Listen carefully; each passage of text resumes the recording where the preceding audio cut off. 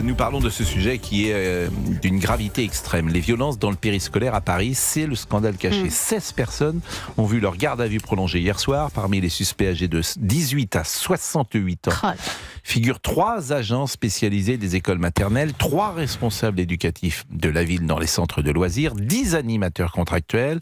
On parle de viols, des agressions sexuelles, exhibitions sexuelles ou encore des gestes ou comportements décrits comme excessifs, voire qualifiés de violence. Plusieurs des suspects avaient déjà été suspendus. Depuis 2026, 78 agents de ville ont été suspendus dans les écoles parisiennes. Je vous propose tout d'abord d'écouter Inès de Ragnel. Elle est conseillère LR de Paris. Elle était invitée aujourd'hui de l'émission Christine Kelly et vous.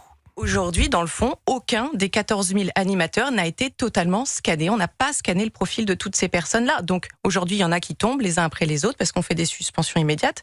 Mais dans le fond, on ne peut pas savoir s'il existe encore des pédocriminels dans les écoles parisiennes. C'est très passionnant d'écouter Inès de Ragnel. Je rappelle qu'elle est conseillère LR de Paris. C'est son groupe qui a sorti cette affaire, si j'ose dire, 16 affaires avec des plaintes qui ont été déposées dans le groupe de Rachida Dati. C'est Jean-Pierre Lecoq, dès 2015, maire du 6e arrondissement, qui avait fait une première intervention au conseil municipal. Il sera d'ailleurs demain matin, sans doute, avec nous sur l'antenne d'Europe 1 et sur l'antenne de CNews à 9h. Jean-Pierre Lecoq, maire du 6e. Je vous propose donc d'écouter une deuxième fois Inès de Ragnel. Ce qu'on veut, nous, dès le départ, c'est dire aux Parisiens, en fait, vous avez le droit à la vérité. La politique du périscolaire, elle est financée avec votre argent, elle s'occupe de vos enfants et de la sécurité de vos enfants, c'est ce qu'il y a quand même de plus précieux. Alors cet MIE, des MIE, donc des missions d'enquête comme ça, la ville de Paris en fait régulièrement, il y en a une tous les 6 mois, à vrai dire, sur chaque mandature. Et on a été quand même très surpris parce que normalement, on l'a de droit. Le maire l'entend, c'est une demande qui vient d'un groupe politique, et puis le met à l'ordre du jour du Conseil de Paris, puis c'est voté. Puis en fait, il n'y a pas de question qui se pose là-dessus. Et bien, il se trouve que là, depuis 2 mois, avec acharnement, on lui a demandé, mais tous les jours, on a fait des courriers recommandés, on n'avons pas de réponse. Et on a eu cette première réponse hier en nous disant, ah bah si, en fait, oui, en fait, finalement, je vous la donne. Et comment vous l'expliquez ? C'est suite à peut-être aux pressions, suite aux gardes à vue, aux pressions médiatiques, comment vous expliquez ça ? Je pense que là, il n'avait plus le choix. Il n'avait plus le choix. Et elle explique le système également, comment les gens sont embauchés. Écoutez Inès de Ragnel, conseillère LR de Paris.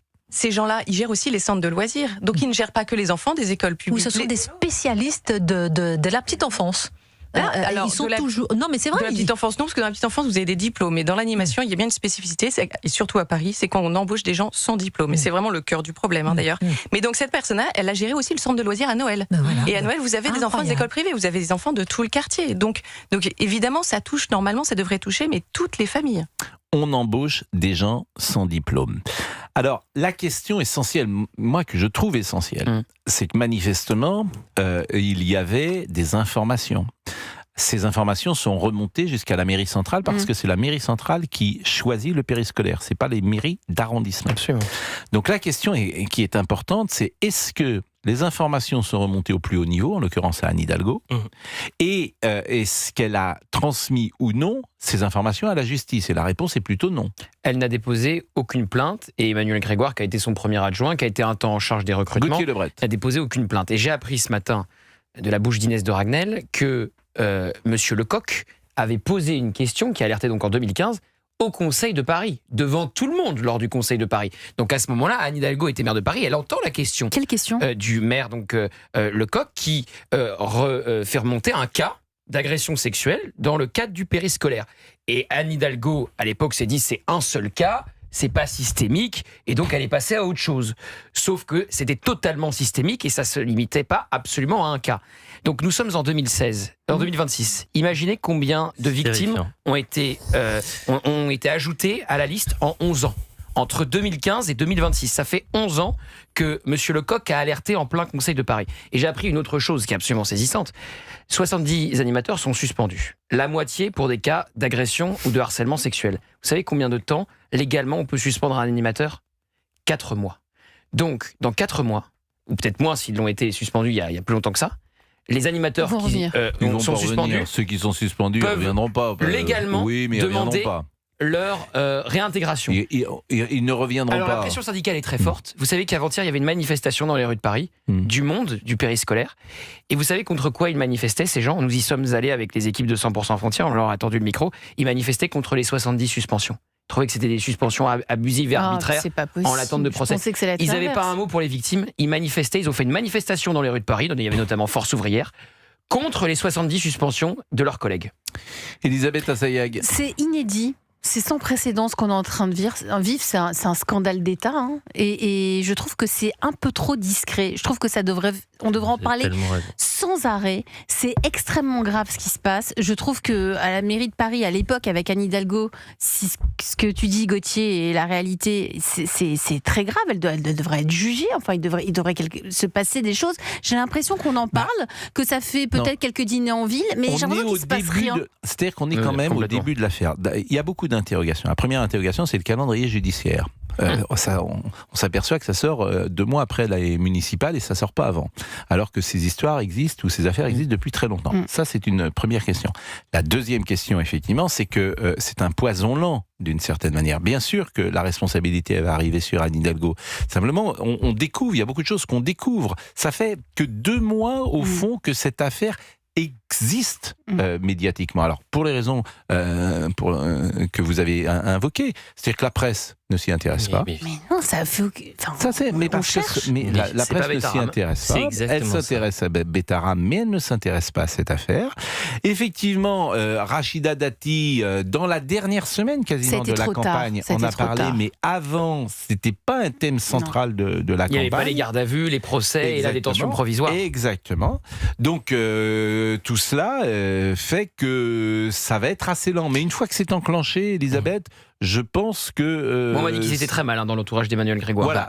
Oui, parce qu'il y a possibilité... Est-ce qu'il y a une négligence? C'est la question qu'il faut se poser. Est-ce qu'il y a responsabilité? Ça va au-delà de la négligence. Est-ce qu'il y a non, mais de toute façon, un élu local, si je ne m'abuse, a une responsabilité. C'est-à-dire que lorsqu'il a vent d'une affaire délictuelle ou criminelle, il y a une obligation de signaler exactement au procureur de la République. Donc ça, c'est le premier point.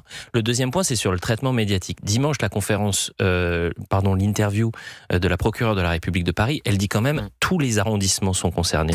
Il y a plus de 100 établissements qui sont visés par une enquête et ça va de la maternelle jusqu'à des crèches.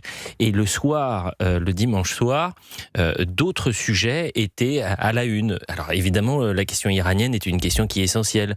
Mais j'ai souvenir par exemple de l'affaire Epstein, qui continue d'être au cœur de l'actualité, qui est médiatiquement plus traitée qu'aujourd'hui ce qui est en train de se passer dans le périscolaire. Et à Paris, la question aussi qu'on peut se poser, c'est est-ce que Paris est un cas exceptionnel ou est-ce que il faut s'inquiéter sur l'ensemble du territoire? En termes de nom, Paris sort du lot, mais ce qui est très juste, c'est sur le 2 poids 2 mesures face à Betaram. Je rappelle que François Bayrou n'est plus maire de Pau. Ça s'est joué à quelques centaines de voix et Betaram ne l'a absolument pas aidé. Son bilan aussi peut-être. À Matignon, tu as 100% raison, mais Betaram ne l'a pas aidé. Il y a eu une commission d'enquête sur Betaram. Les médias n'ont pas arrêté d'en parler. Il y a quand même plusieurs différences. Déjà, alors Betaram, évidemment, école catholique privée. Là, c'est le public qui est concerné. Donc déjà, ça ne plaît pas à la presse que ça soit le public. Ensuite, Betaram, François Bayrou, c'est un homme de centre centriste. Là, on est sur une mairie de gauche. Si c'était une mairie de droite, je pense que le battage médiatique serait bien différent. Et si c'était une mairie RN, je ne vous en parle même pas. Exactement.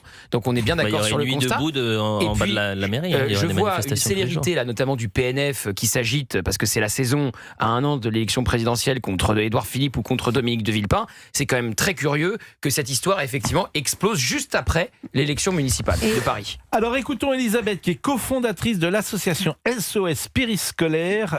Elle est intervenue sur ce sujet. On sait que dans le 11e et le 12e arrondissement, il y a également beaucoup d'affaires pédocriminelles. Et c'était également pratique courante que de déplacer un animateur quand il y avait des signalements sur lui, que ce soit pour des violences sexuelles ou des violences physiques et psychologiques. Non, mais quand on dit déplacer, et parfois, c'était aussi... Déplacer, c'est-à-dire recaser. Parfois, c'était aussi des alertes qui remontaient encore d'une étape, donc auprès de la direction des affaires scolaires, de la DASCO, et qui finalement n'étaient suivies d'aucune sanction, de rien du tout. Voilà. La question que posait Gauthier Lebret en écoutant Elisabeth est juste. Qui déplace ? C'est-à-dire que à qui la mairie prend la décision de déplacer ? Parce que c'est pas déplacer, C'est-à-dire que la personne devrait déclencher l'article 40. Elle sait qu'elle a un pédocriminel et elle le change d'école. Exactement. Mais ça a toujours existé, pardon, hein, excusez-moi, mais là, c'est horrible, hein, et ça ne banalise rien, ça ne normalise rien. Mais moi, à mon époque, quand on entendait parler du prof de sport qui a eu des attouchements dans les vestiaires des filles ou des garçons, 6 mois après, on le voyait plus dans l'école, et on savait qu'il n'était pas en prison, qu'il était dans une autre école. Moi, j'ai toujours entendu ça. C'est très étonnant, parce que j'ai traversé... C'est horrible, hein. Nous collège et lycée pendant 7 ans, je n'ai jamais eu vent de rien. Moi, j'ai une amie qui me raconte qu'elle n'a jamais, c'est véridique, hein, elle n'a jamais voulu avoir d'enfant. Parce que quand elle était en maternelle, pendant l'heure de sieste, c'était du délire. On leur demandait de se mettre nus. On est dans les années 80, des années 80, c'est mon époque. Et les parents, personne ne protégeait parce qu'on n'entendait pas la parole de l'enfant à l'époque. Alors qu'aujourd'hui, même si ce sont des tout petits, on fait attention à des signes, même si ce sont des signes un peu plus tardifs, on fait attention. Tu as vu ce qu'a dit la brigade des mineurs ? Les parents expliquent qu'ils ont présenté leurs enfants à la brigade des mineurs. La brigade des mineurs leur a répondu, là, sur l'histoire du périscolaire, vos enfants sont des menteurs. Mais ça, c'est le témoignage. Que les enfants étaient minus. Oui, pendant la sieste, voilà. Ils rentraient chez eux le soir, ils le disaient ou pas. Voilà. Et il n'y avait pas de réaction. Et on est dans les années 80. Ces mêmes personnes étaient déplacées, organiser parfois des camps de vacances le mois de juillet pour occuper les enfants. D'ailleurs, pardonnez-moi de tout couper, j'ai le sentiment que les colonies de vacances aujourd'hui, plus un parent ne doit envoyer ses enfants en colonie de vacances. En tout cas, il doit avoir une peur XXL de donner son enfant. Mais même de le mettre à l'école à Paris. Hein. Excusez, tous les parents ont peur de mettre leur enfant à l'école à Paris maintenant. Moi, je vais prendre un exemple très précis. Mon fils devait aller à la crèche à la rentrée. Ma femme a dit, je continue, je ne reprends pas le travail en septembre et on refait une année. Quand on n'a pas le choix, on fait comment ? Non, mais vous avez parfaitement raison. On a la chance d'avoir le choix. Oui, c'est ça, c'est que vous avez la chance que dans le couple, le mari assume la part financière peut-être importante qui permet à votre femme de ne pas travailler. Ça, c'est pour toi, Gauthier. C'est un partout dans les sens. Il est 16 heures. Non, mais je souris, mais évidemment qu'elle a raison d'abord. Je vais vous dire, elle a raison, votre femme. Parce que les crèches sont concernées. Hein. Mais vous vous rendez compte que les crèches sont concernées. C'est des sujets un peu tabous, mais elle a raison. C'est ça la vérité. Elle a raison, votre femme, si elle peut le faire. Si elle peut le faire. C'est ce que les parents. Et l'année prochaine, il aura 1 an, Marcel. Il aurait dû aller à la crèche à 1 an, là, en septembre, et il ira à 2 ans. Et voilà, si on peut, dans les 2 premières années, accompagner, si on peut, bien sûr, alors j'espère que je ne choque personne en disant ça. C'est ce que dit Marie-Estelle Dupont sur Europe 1, bien sûr. Marie-Estelle Dupont, elle est pour créer une rémunération pour les mères au foyer. Mais vous savez, la politique, dans les grandes affaires qui devraient être mises en place, et ça serait de la politique, et ça donnerait du sens. Toutes les grandes entreprises devraient avoir une crèche. Et ça changerait quoi sur les pédophiles ? Ça changerait quoi ? Ça changerait que ça serait le privé, et que si Europe 1, par exemple, il y avait une crèche, et ici ça concernerait, j'imagine, très peu de personnes, sans doute. Combien de personnes sont en situation d'avoir dans tout l'immeuble Europe 1 un bébé ? Combien y en a-t-il ? Moins de 10 ? Je sais pas. Bon, mais ça serait d'abord pour attirer, pourquoi pas, des profils qui viendraient dans une société, dans les grandes sociétés. Ce serait absolument formidable. Ce serait une bonne mesure de natalité. Ça faciliterait évidemment la vie des mères, qui serait sans doute plus productive parce qu'elles pourraient même de temps en temps aller voir pendant la période du travail, d'aller voir comment l'enfant est. Ça les rassurerait et simplement, à chaque fois que j'ai parlé de ça, et Fabrice Lafitte, je sais que vous êtes on l'a proposé ici. C'est très compliqué à mettre en place. Il y a des normes, il faut une surface, il faut tout un mobilier, un personnel qualifié. C'est très très compliqué. Je pense qu'il y a des grandes entreprises qui le font déjà. Il y en a 0 ? Je crois pas. Moi, je suis pas d'accord avec vous, Pascal, sur l'aspect public-privé aussi. Parce que moi, je sais que j'ai l'expérience de la crèche pour mes 2 enfants en public, crèche municipale. Et franchement, c'est des personnes dévouées, c'est des femmes qui se lèvent très tôt le matin, qui font qui font 1 heure de transport pour pouvoir s'occuper de nos enfants. Après, t'as dit le terme. Il y a aussi un sujet quand même sur les violeurs d'enfants dans le périscolaire. 99%, c'est des hommes. Là, ce qui me choque, c'est que c'est de 18 à 68 ans. J'aimerais bien savoir qui sont ces personnes de 68 ans qui sont complices avec les jeunes de 18 ans pour violer des enfants.